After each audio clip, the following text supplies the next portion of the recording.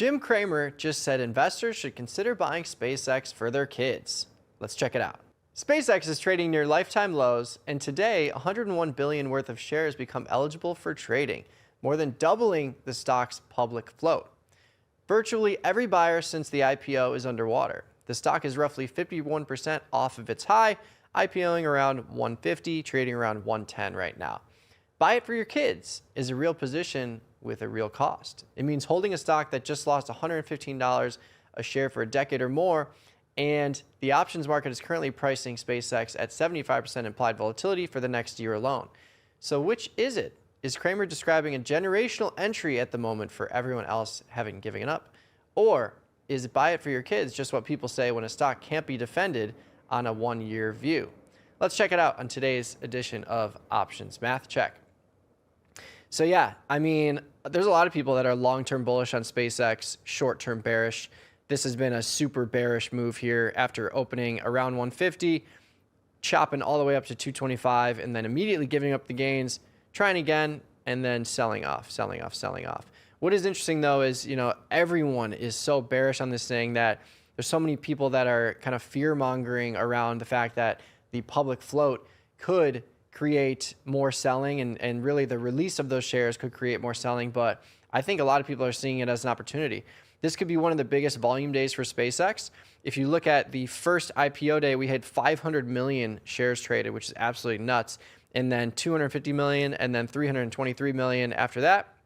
We haven't been able to eclipse much more than that since then, but we are 2.5 hours into the trading day, and we've already almost gotten to yesterday's trading volume of 200 million. We're at 147 million right now. So I think this could be one of the biggest days we've seen in SpaceX. I think the market is also pricing in the implied volatility for these releases, and you can kind of see it here.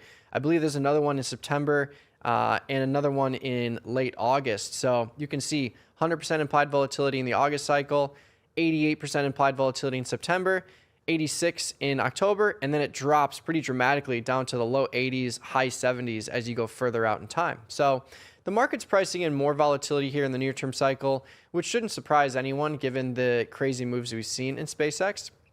But I think this is an interesting scenario where you've got a 50% discount on a stock trading at 110, where it IPO'd at 150. The same thing happened in Meta. Meta was a terrible IPO. It was just trading at the lows, and now if you look back, Meta was one of the best buys you could have had at that point in time, with it sitting up, where it's trading significantly higher than the IPO price. So I think you could see this same sort of scenario play out in SpaceX. Of course, the more SpaceX gets involved with exploration, which, they're the leader in that space, but I think really down the line, there's plenty of reasons to believe in SpaceX. And I actually have a position all the way out in the 533-day cycle. I've got a Super Bowl on here. I sold a put to buy a 300 strike call, and I did that for a $300.50 credit. So anywhere above 125, I'm good. But if we really do explode up to 200, 250, 300, this could be a $10,000 winner with the risk profile that we've got on now. But either way, let's check out the options probabilities here for September, and then let's look at the rest of the year as well.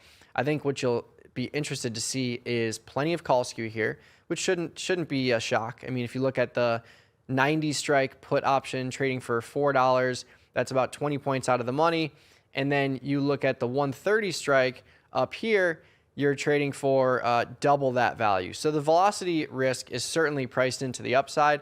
That's all skew really tells you, is where the market perceives a big move risk to be. And with a premium twice as much as the downside on the 130 call relative to the 90, it's very clear that the market's risk perception is to the upside in terms of a big velocity move. If you look further out in time, we can look at December. It's going to be even more exaggerated here. If we look at the same strikes, the 90 is trading for $9. The 130 is trading for $14. So plenty of premium.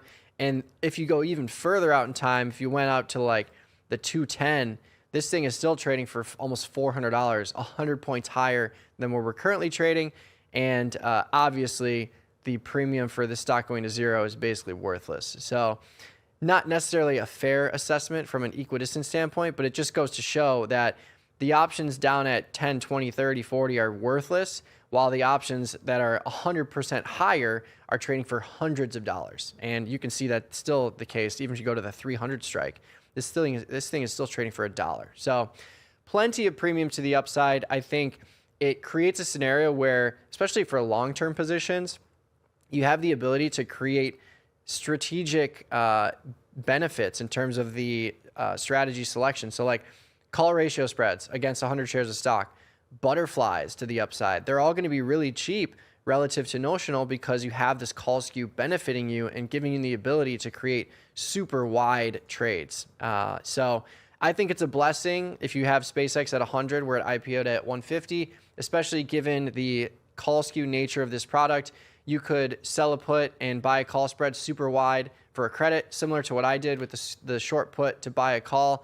But either way, this is a scenario where the near-term IPO failure, if you will, doesn't tell you anything about the company and the ability for that company to create returns down the road. So I'm a believer in SpaceX. I think we'll see the stock price much higher eventually.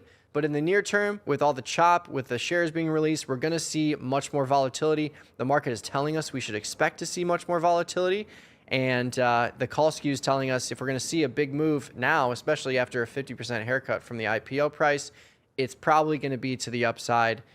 So we'll see what happens. But let me know what you think about SpaceX in the comments below. Always join us on the YouTube chat. We are very active there, checking out your comments and trade ideas. So join us there as well. Like this video, subscribe to the tastylive channel, and we'll see you on the next Options Math Check.